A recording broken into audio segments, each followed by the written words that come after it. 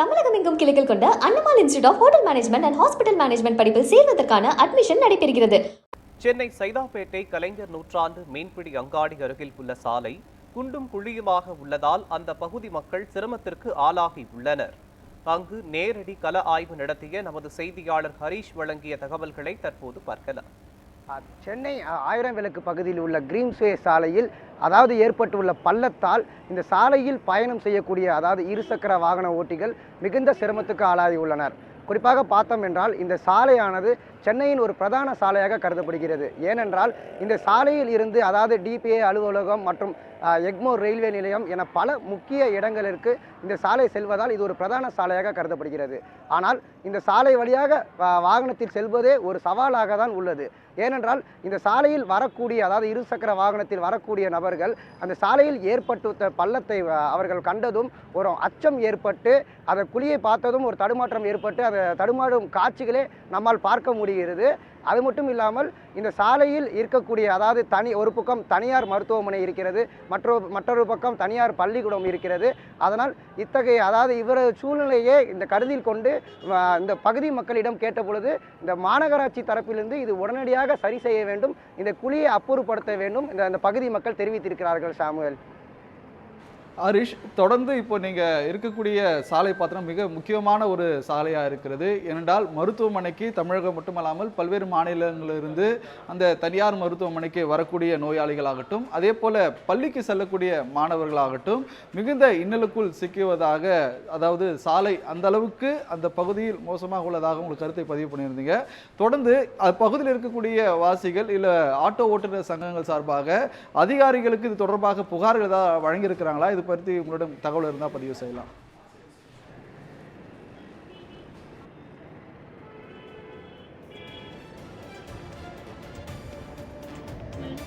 நிச்சயமாக சாமுவேல். குறிப்பாக இந்த பகுதியில் அதாவது இந்த பகுதியில் ஆட்டோ ஓட்டுநர்கள் அவர்கள் பல முறை மாநகராட்சியிடம் மனு கொடுத்துள்ளோம் என்று கூறியிருக்கார்கள். ஏனென்றால் இந்த சாலையில் முழுக்க குண்டும் குழியுமாக உள்ளதால் அவர்கள் வாகனத்தை ஒழுங்காக செயல்படுத்த முடியவில்லை. மற்றும் அவர்கள் தினம் தினம் சம்பாதிக்கக்கூடிய பணத்தை அவர்கள் வாகனம் பழுது அடைவதால் அதற்கே நாங்கள் செலவு செய்து கொண்டிருக்கிறோம். அதனால் இத்தகைய காதை கருத்தில் கொண்டு அவர்கள் அதாவது மாநகராட்சியிடம் பல முறை மனு அளித்திருக்கிறார்கள். ஆனால் மாநகராட்சியிடம் இருந்து எந்த ஒரு நடவடிக்கையும் எடுக்கவில்லை என ஆட்டோ ஓட்டுநர் சைடிலிருந்து கூறியிருக்கிறார்கள். ஹரிஷ், தொடர்ந்து இந்த ஆட்டோ ஓட்டுநரை தொடர்ந்து அப்பகுதியில் பள்ளிக்கு செல்லக்கூடிய மாணவர்கள் பெற்றோர்கள் அழைத்து செல்லப்படுவார்கள். இந்த நிலையில் மழை போன்ற காலங்களில் ஏற்படக்கூடிய குழிகள் தெரியாமல் விபத்துகள் ஏற்படலாம். அதே போல் பள்ளி மாணவர்கள் அவ்வழியாக செல்லும் பொழுது அவர்களுக்கு ஏற்படக்கூடிய சிரமங்கள் குறித்து உங்களுடைய கருத்துக்கள் பதிவு பண்ணுங்கள்.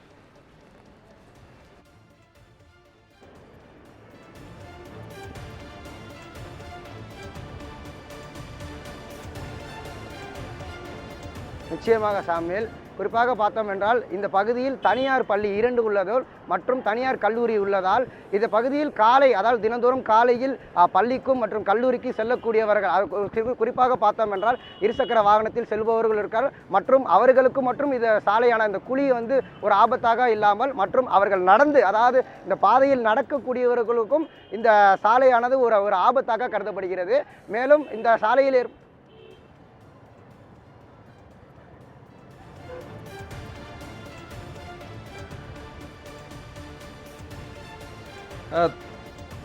பகுதியில் இருக்கக்கூடிய நடைபாதைகள் ஆக்கிரமிப்பு ஆகட்டும், அதே போல சாலை ஓரங்களில் நோண்டப்பட்டிருக்கக்கூடிய இந்த பாதாள சாக்கடை திட்ட பணிகள் சரிவராக மூடப்படாததால் இந்த விபத்து ஏற்படக்கூடிய அபாயம் ஏற்படுவதாக குறிப்பிட்டிருந்தீங்க. இது மட்டும் இல்லாமல் இந்த பாதாள சாக்கடை திட்ட பணிகள் அப்பகுதியில் முழுமையாக நிறைவடைந்திருக்கா? இது மட்டும் இல்லாமல் அதுக்காக மூடப்பட்டிருக்கக்கூடிய அந்த தட்டுகள் எல்லாம் முறையாக பராமரிக்கப்பட்டிருக்கிறதா? இது குறித்து உங்களுடைய கள ஆய்வை பதிவு பண்ணுங்க.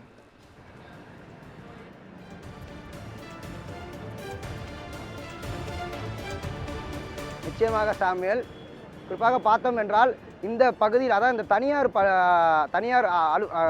தனியார் மருத்துவமனையில் இருக்கக்கூடிய அதாவது அந்த பார்க்கிங் வசதியானது இல்லாததால் அங்கே வரக்கூடிய மருத்துவமனைக்கு வரக்கூடிய அதாவது 4 வீல் சக்கரத்தில் வரக்கூடிய வாகனத்தில் வரக்கூடியவர்கள் சாலையிலே ஆங்காங்கு அதாவது வலதுபுறமும் இடதுபுறமும் நிறுத்தி விடுவதால் அதாவது நடக்கக்கூடிய முடியவில்லை. அதாவது இந்த பள்ளி மற்றும் கல்லூரிக்கு செல்லக்கூடிய மாணவ மாணவியர்களுக்கும் அவர்கள் நடந்து செல்வதற்கு இடம் இல்லாத அளவிற்கு இந்த பகுதியில் அதாவது சாலையை ஆக்கிரமிப்பு பண்ணி அவர்கள் பார்க்கிங்கே ஆக பயன்படுத்தி வருகிறார்கள். மேலும் இந்த பகுதியில் அதாவது நீங்கள் கேட்டபோது பாதாள சாக்கடை மற்றும் அந்த பணிகளும் இன்னும் ஒரு 2 மாதம் காலமாக நடந்து கொண்டு இருக்கிறதும் ஒரு சிலர் பேரும் கருத்துக்கள் வைத்திருக்கிறார்கள். சாமுவேல், தொடர்ச்சியாக அந்த தனியார் மருத்துவமனைக்கு பார்க்கிங் வசதி இல்லாததால் நடைபாதை ஓரமாகவும் வாகனங்களை நிறுத்துகிறார் என குறிப்பிட்டிருந்தீர்கள். இது தொடர்பாக போக்குவரத்து காவல்துறையினர் ஏதாவது நடவடிக்கை எடுத்திருக்கிறார்களா, இல்லை எப்படி ஒரு பொது இடங்களில் மக்கள் பயன்படக்கூடிய இடங்களில் தனியார் நபருக்கு சொந்தமான வாகனங்கள் நிறுத்த அனுமதிக்கப்படுகிறது? ஹரிஷ்,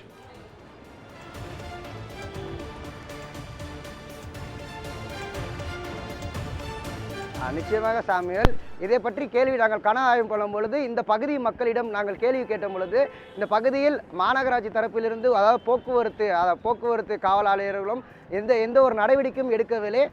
அது மட்டும் இல்லாமல் இந்த பகுதியில் இருக்கக்கூடிய மக்கள் பல முறையும் அந்த காவல்துறையிடம் புகார் அளித்திருந்திருக்கிறார்கள். அவர்களுக்கு நடந்து செல்வதற்கும் மற்றும் அவர்கள் அன்றாட வாழ்க்கையை செல்வதற்கும் அவர்களுக்கு வழி இல்லாத காரணமாக இருபுறமும் அதாவது அந்த தனியார் மருத்துவமனைக்கு வரக்கூடியவர்கள் அவர்கள் வாகனத்தை நிறுத்தி விடுவதால் பார்க்கிங் இல்லாத காரணமாக இந்த பாதையில் நடந்து செல்ல முடியவில்லை என்று பல முறை அதாவது போக்குவரத்து காவலரிடம் புகார் அளித்திருக்கிறார்கள். ஆனால் அந்த காவல்துறை மூலம் எந்த ஒரு நடவடிக்கையும் எடுக்கவில்லை என இந்த பகுதியில் வாழக்கூடிய மக்கள் தெரிவித்துள்ளனர்.